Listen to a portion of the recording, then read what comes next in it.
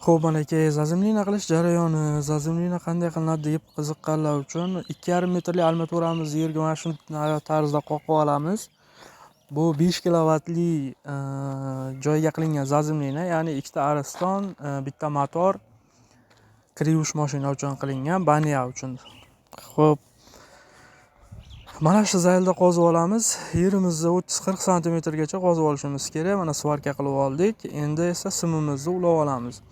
Simimiz eng kamida 10 lik bo'lishi kerak. Mana shunday qalin sim bo'lishi kerak. Yuqa sim bo'lsa bo'lmaydi. Xo'p, buni baniyasi bitganlar ham qilsa bo'laveradi. Hech qayerda buzish, o'pirish shart emas. Bitta simni akkuratni ichkariga tiqib olib qilsa bo'ladi. Xo'p, mana bitta o'zi avtomat, ikkita oddiy avtomat, обычный avtomat. Xo'p, bu yerga 3 talik sim bo'ladi. Asosiysi zazimlina simi ham bor. Mana sariq zazimlina simi bo'ladi. Mana shu zaylda ulab olamiz. 100% o'zi avtomatimiz ishlaydi keyin. Hech qanaqasiga hech kimni to'kam urmaydi, hech kimga xavf ham tug'ilmaydi. Xo'p, uyimizning orqasida mana simni tortib keldik. Alohida kuxnya uchun, shtobi kuxna remont bo'lgan ekan, buzilib ketmasligi uchun remontlari, shuning uchun orqadan tortib oldik. Xo'p, manaki ikkinchi obyektim bu.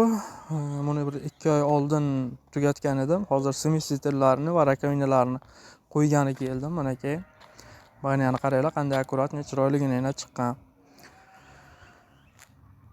Xo'p, bu yerga rakovinamizni hozir o'rnatib olamiz. Bu yerga ham bitta batareya joylashtirganmiz. Sushilka joylashtirmanlar, batareya qilamiz deganlarga batareya qo'ydik.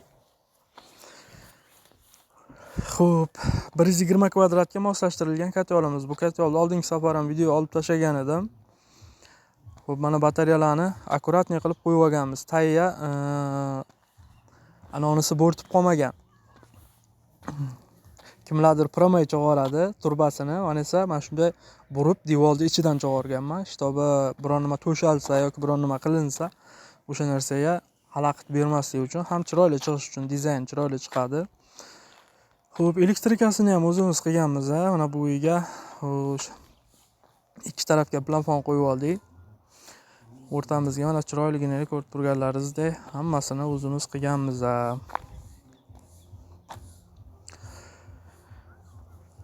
Xo'p, mana bu xonalarni ham ko'rsalaringiz bo'ladi. O'zlaringiz baho berib o'tib ketinglar.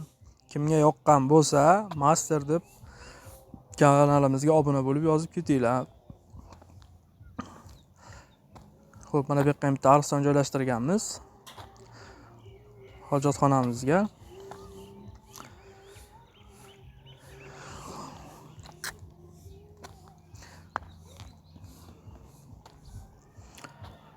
Xo'p, yana bitta narsaga juda ahamiyat beringlar. Manaki rozetkalarimiz qaranglar qanday akkuratni joylashadi. Ketma-ket qo'yib turib, ramkasini almashtirib tashladi. Uchtasi bitta qilib ramka qo'yiladi.